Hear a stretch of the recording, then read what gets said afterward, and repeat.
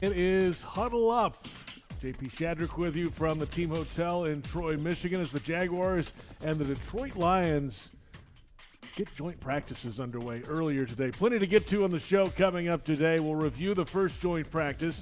The Jaguars and the Lions in full pads today. Jaguars D-line, Lions O-line going at it in one-on-one drills and vice versa. We'll get some breakdown of some of those performances today. Another practice on the books tomorrow. And then Saturday, it's preseason week 2 at Ford Field in downtown Detroit as the Lions entertain the Jacksonville Jaguars. Huddle Up with Bucky Brooks is brought to you by Fields Auto Group Jacksonville. Step up to luxury, fieldsauto.com. No Bucky today. John Oehser is here, though. Jeff Lageman is with us here in Troy, Michigan. Thanks for hopping on, Logs. Appreciate that. Thanks for having me. And by the way, I was just telling you guys, I feel honored to be able to sit in for Bucky Brooks. And Bucky Brooks, I mean, is he getting a little bit of payback from Johnny Manziel? I saw him in the series about Johnny Manziel. In the Netflix thing? Yeah, he was at a table at the Combine interviewing Johnny Manziel, and he looked so young. That was a long time ago. Johnny or Bucky? Bucky. Both of them. Right. No, that was good. Plenty to get to today, of course, after the first joint practice. Let's hear from Doug Peterson before practice on what to expect from these two practices at Allen Park. It's not about, who's the tougher man. It's about getting good work in. And it's going to be physical. I mean, that's just the way padded practices are. Our guys understand, that we're here to work and to get some quality time, done. That was before practice today. They go out with full pads today. A few chippy moments, but really nothing over the edge today, which is really good work, John, by these two teams, both up-and-coming teams. Talking to Evan Ingram after practice, that they're kind of in the same ballpark, same idea, right?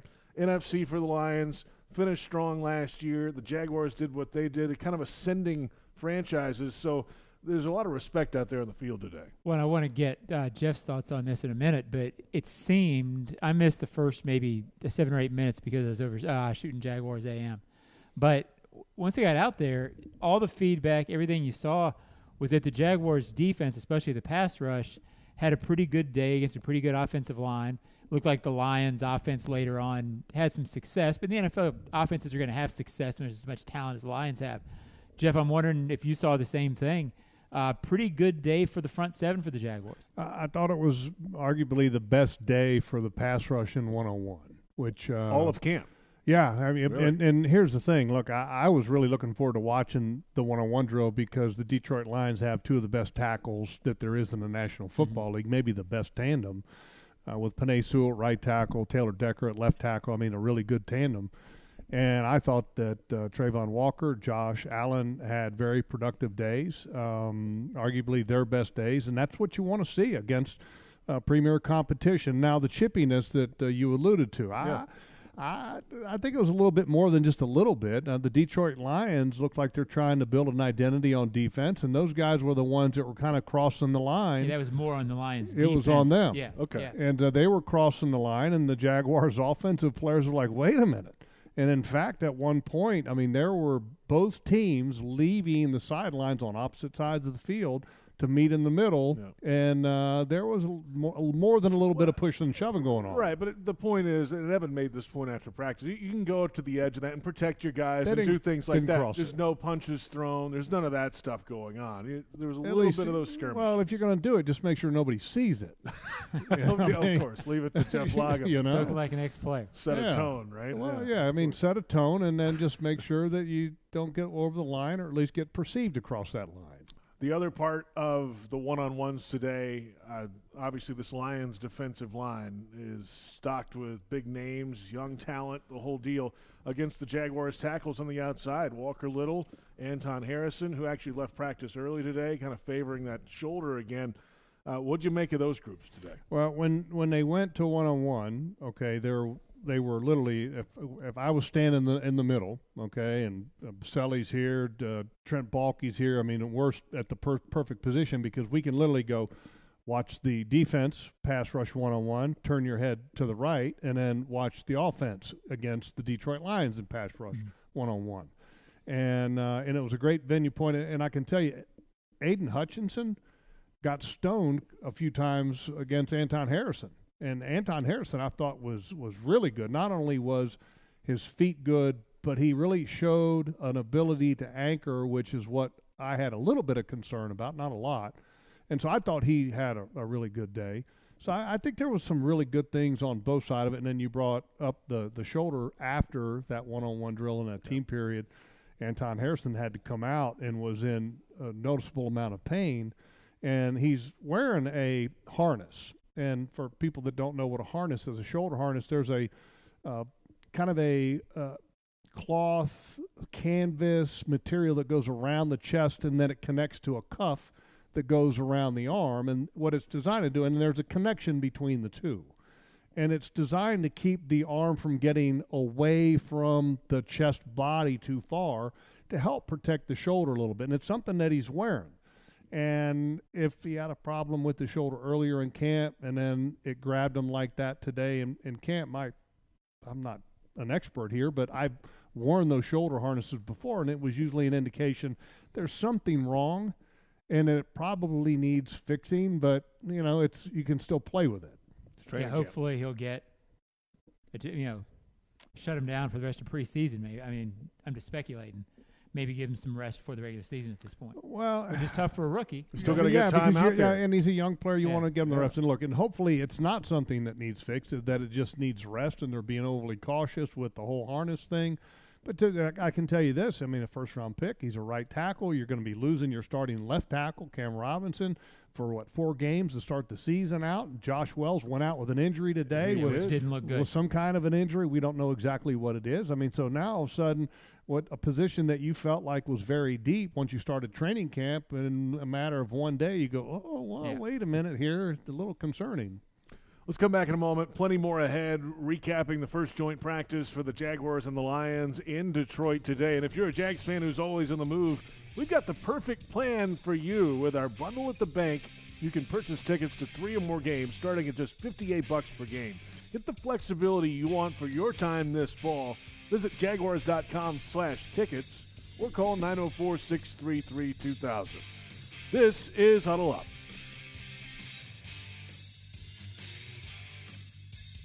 Hello, I'm Dan Fields, and we have some great news.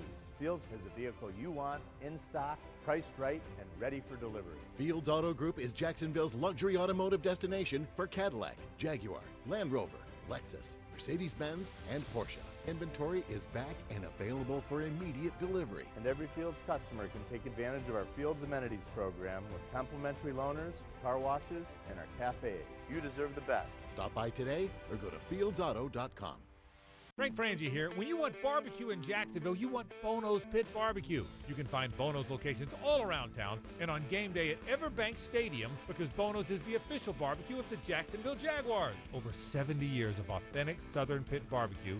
We are the local barbecue joint in BBQval for generations of people in Jacksonville. Go to bonosbarbq.com to learn more or call 904-880-8310 today. And remember, if you don't see a pit, it ain't legit.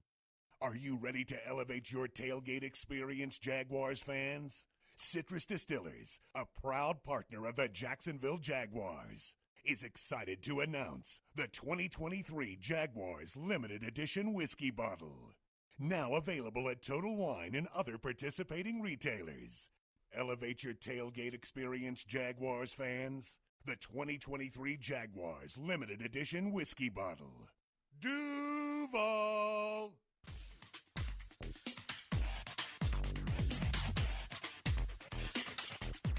There's moments throughout a course of an NFL year where there's games, there's situations. Could be an injury to your team, whatever it might be that kind of spurs a little bit inside of everybody, coaches and players, and obviously that was a moment that wasn't our best, and we seemed to kind of figure it out from there and flip it around after that.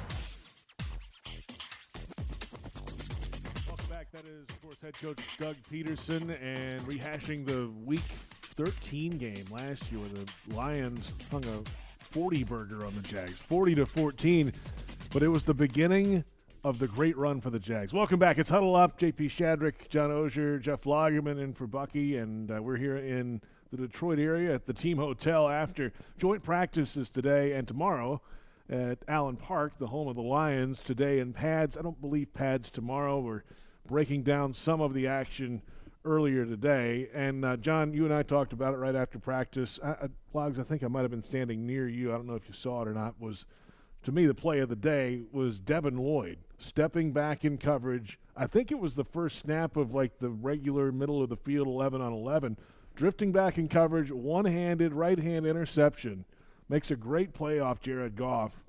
That's a good sign. I mean, what a fantastic play for Lloyd. And what kind of camp have you seen out of Devin, guys? It looks to me like he's seeing it better. Like he's more aware, and he certainly thinks so. And talking to Josh after practice, he certainly thinks so. When he's around the ball, he makes plays. He's athletic. I guess I would again defer to Logs. Do you feel like you're seeing a little more awareness out of him this year? To me, it seems like you are. The one thing I think is it's very noticeable is that he looks to Foye less.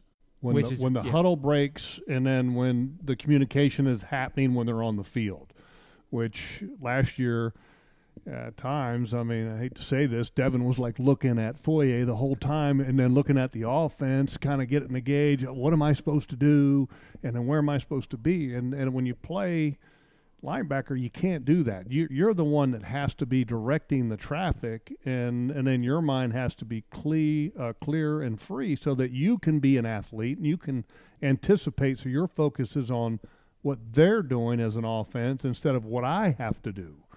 And so that's a good sign so far. And he's like a magnet, isn't he, with the ball? And the ball's like a metal ball.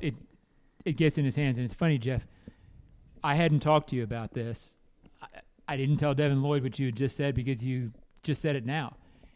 Without being prompted this morning when I was talking to him, he said the exact same thing you did. He said last year when I was breaking the huddle, I'm paraphrasing this, but when they broke the huddle, he had this instinct of wanting to see the call sheet again, and just sort of wishing he could see it one more time to make sure. And he said now when he makes the call, meaning Foye, when he makes the call in the huddle, he's out and he's ready to go. So it's interesting that you use that terminology and that anecdote, and he said without you prompting, hey, that's what I'm feeling. That's why I watch the film, Johnny. Well, I was giving more credit to him than you, but you go ahead and take credit. You're fine. No, and here's the thing. You love the guy. Yeah. You love the guy because he is such a good guy. He works his tail off. And the gold standard for the linebackers in Jaguars history is who? Paul Posluszny. Sure. Right? I mean, there were some great linebackers, don't get me wrong. Right. Kevin Hardy was a great player. But I'm talking about the gold standard as far as the guy that had the work ethic, the knowledge, the availability, was there all the time. And I think we have another one in the making here because he's just so committed. I mean, here's a guy that, think about this now, the mandatory minicamp, all the players that attended all the off-season workouts, the OTAs, and then were there working out, were given a free pass that they didn't have to attend the mandatory minicamp. Mm-hmm. Josh Allen didn't have that luxury because he wasn't around, with the contract, negotiation that was going on. And so Devin Lloyd could have went home and ate Cheetos on the couch in his underwear watching cartoons. Like JP. Like JP does. I mean, what's wrong with that? John.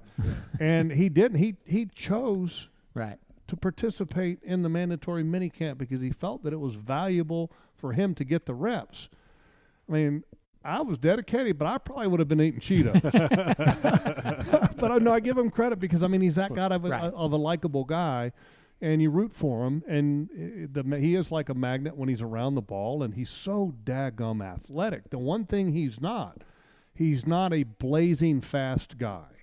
And so if you're not fast, because go back to Posluszny and who played alongside him, Telvin Smith. Right. Telvin Smith was blazing fast.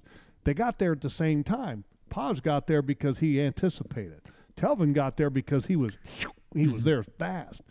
Well, if Devin Lloyd, who doesn't have blazing speed, if he can get the mental aspect of it down, he's such a freak athletically, he can do some great things if he gets the understanding of the defense. And it's getting, like I said, you can see that there's signs that it's coming to him, and that's encouraging. And the way it was explained to me last year, at that position, that split second of waiting and watching, it doesn't take very long. It doesn't have to be an entire second. It can just be a half a step makes all the difference in the world. So if he makes up that half a step, he's there more often this year. Give you an example. If I'm a half a step slow at linebacker, okay, and here's a 350-pound guard, or let's be reasonable, 325-pound guard, okay, and he has 6 inches of angle on me. Mm-hmm. Okay, 6 inches of angle makes all the difference in the world for an approach with a defender to take on a block to be in a favorable position. So if Devin Lloyd has the instincts and the understanding and the anticipation to eliminate that 6-inch lag, or to get on top of 6 inches the other way, then all of a sudden he's in a position of power. And so that's the type of thing that can make all the difference in the world. And also 6 inches between him and the ball. 6 inches between him and getting a pass breakup. 6 inches between making a tackle. Yeah, that's big. And the thing about him, as you said, when he's around the ball, he recovers or intercepts it. So he's a turnover maker at linebacker, which you can probably count on one hand in the league, the number of linebackers you think, okay, they're going to create a lot of turnovers. Even not being aware last year, he had 3 interceptions. Boy, what is he when he's aware? Yeah, absolutely. This is Huddle Up. JP Shadrick, Jeff Lageman, John Oehser. Glad you're with us from the Team Hotel in Troy, Michigan. Hey, so we mentioned a couple of the offensive injuries today on the offensive line. There was one on the defensive line today as well. Foley Fatukasi left practice today, and obviously that's I guess looked like a lower right leg. Not sure exactly. No official word on that. He told somebody afterward that he was okay. You hope that's not just the player being brave and saying he's okay, but I really hope he's okay, because it felt to me like he was twice the player is the right thing, but that he was being the player that they thought they were getting last year when they signed him. He was a lot closer to it. And if you package him and Hamilton and Roy Robertson-Harris, you've got a good defensive 3 up there. I think he's pretty important to this thing, Jeff. He's one of 3 of the big, strong dudes, right? Devon Hamilton, Roy Robertson-Harris, and Foley Fatukasi are the 3 big, strong dudes. And availability is key, okay? And last year he missed a lot of games with injury and wasn't able to find a groove with his defense. And I was hoping that he would be able to stay healthy. And I don't know if it looked like a foot, ankle, whatever it may be. Hopefully he's okay, because he's been having a pretty good camp so far.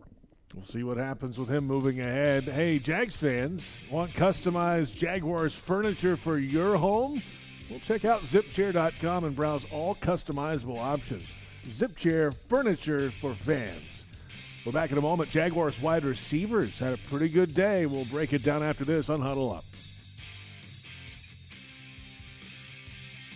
Hello, I'm Dan Fields, and we have some great news.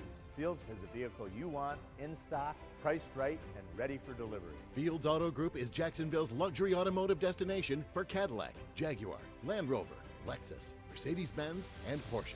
Inventory is back and available for immediate delivery. And every Fields customer can take advantage of our Fields Amenities program with complimentary loaners, car washes, and our cafes. You deserve the best. Stop by today or go to fieldsauto.com. Your hometown gate now has more ways to save. Introducing My Gate Rewards, a new loyalty program with member-exclusive savings and fuel discounts. Earn points on in-store purchases, take advantage of special offers, and save on products you love. Score free coffee, fountain drinks, pizza, and soft serve with Gates frequent shopper clubs. Then use your points on savings at the pump. Download the My Gate Rewards app in the App Store today, or ask a store associate for more information. Go from good to Gate. Crown Royal's That Deserves a Crown program recognizes local heroes for making a positive impact in the community. The Jaguars and Crown Royal are giving back to those who served this season, celebrating these individuals with the ultimate VIP Jaguars home game experience. Nominate someone who deserves a crown today at jaguars.com/Crown Royal Promotion. Please drink responsibly.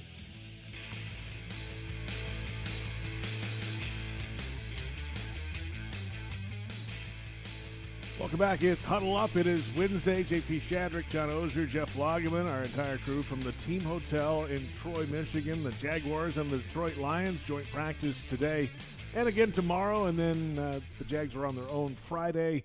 And then it's preseason week 2, Saturday. 1 o'clock kickoff time at Ford Field in downtown Detroit. The Lions and the Jaguars coming up. So we're breaking down today's joint practice, full pads today, some fans out there, and the Detroit fans got to get a look at Calvin Ridley today for the first time. And there were a couple of moments, John, in practice where he stood out, and one I saw early in 7-on-7 near the goal line.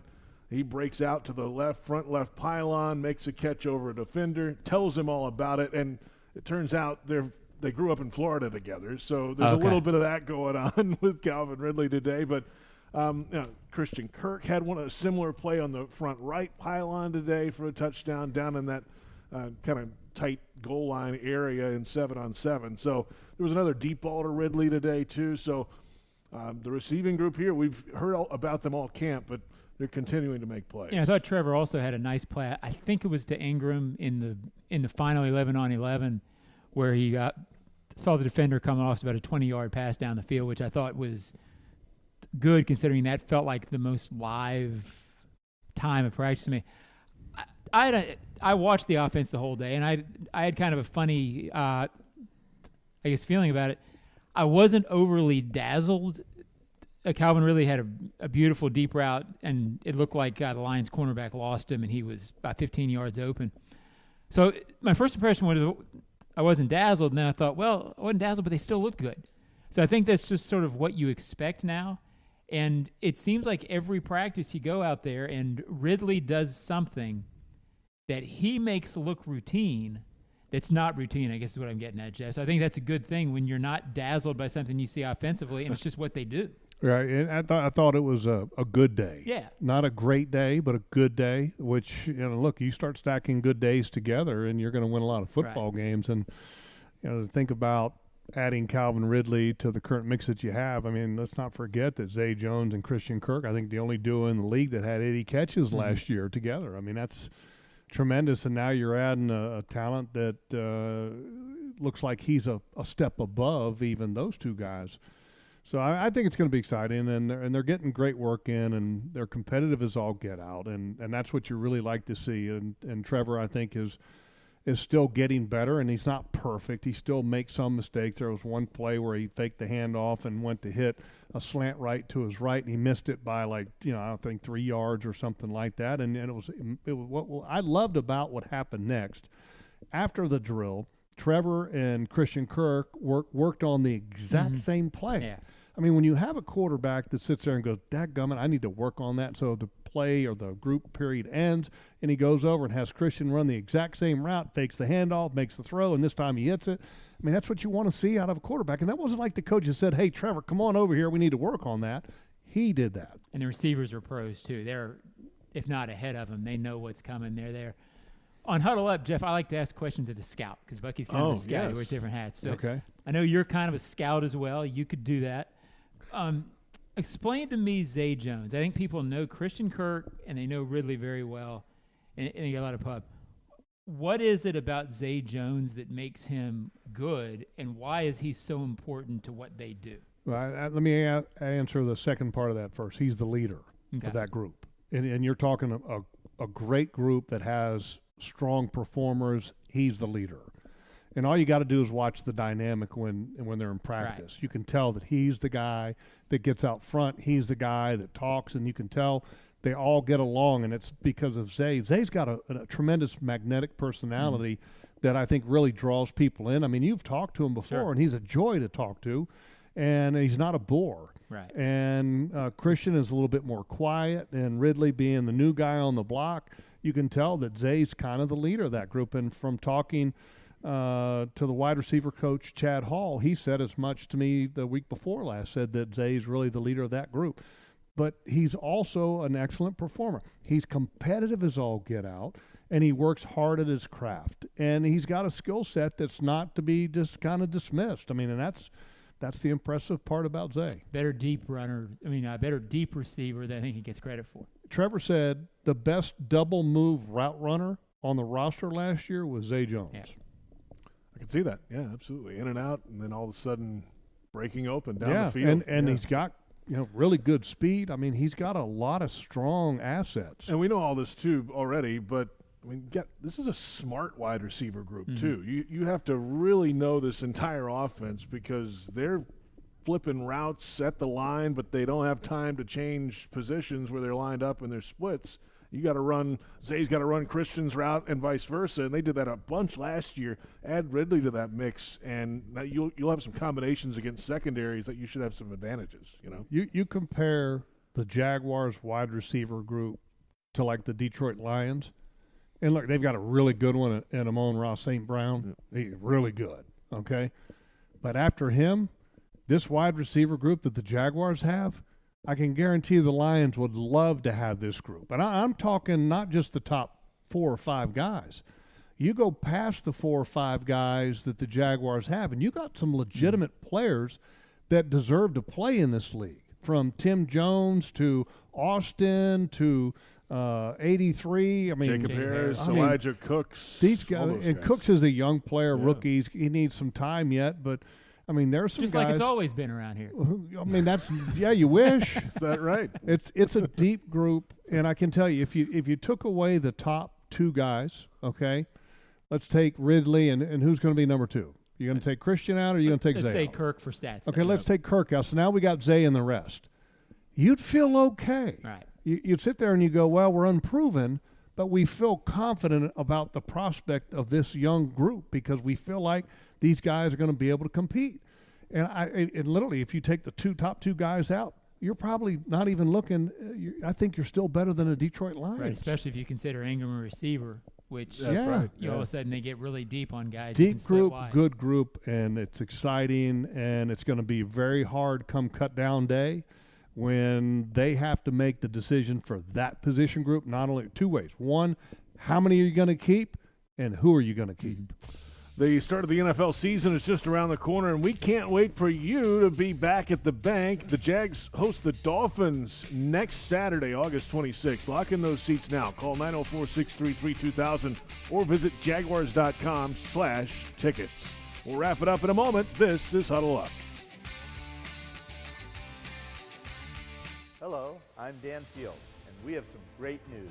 Fields has the vehicle you want, in stock, priced right, and ready for delivery. Fields Auto Group is Jacksonville's luxury automotive destination for Cadillac, Jaguar, Land Rover, Lexus, Mercedes-Benz, and Porsche. Inventory is back and available for immediate delivery. And every Fields customer can take advantage of our Fields Amenities program with complimentary loaners, car washes, and our cafes. You deserve the best. Stop by today or go to fieldsauto.com. Are you ready to elevate your tailgate experience, Jaguars fans? Citrus Distillers, a proud partner of the Jacksonville Jaguars, is excited to announce the 2023 Jaguars Limited Edition Whiskey Bottle. Now available at Total Wine and other participating retailers. Elevate your tailgate experience, Jaguars fans. The 2023 Jaguars Limited Edition Whiskey Bottle. Duval!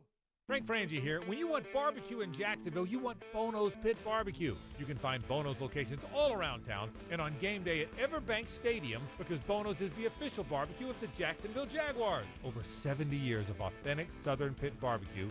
We are the local barbecue joint in BBQval for generations of people in Jacksonville. Go to bonosbarbecue.com to learn more or call 904-880-8310 today. And remember, if you don't see a pit, it ain't legit.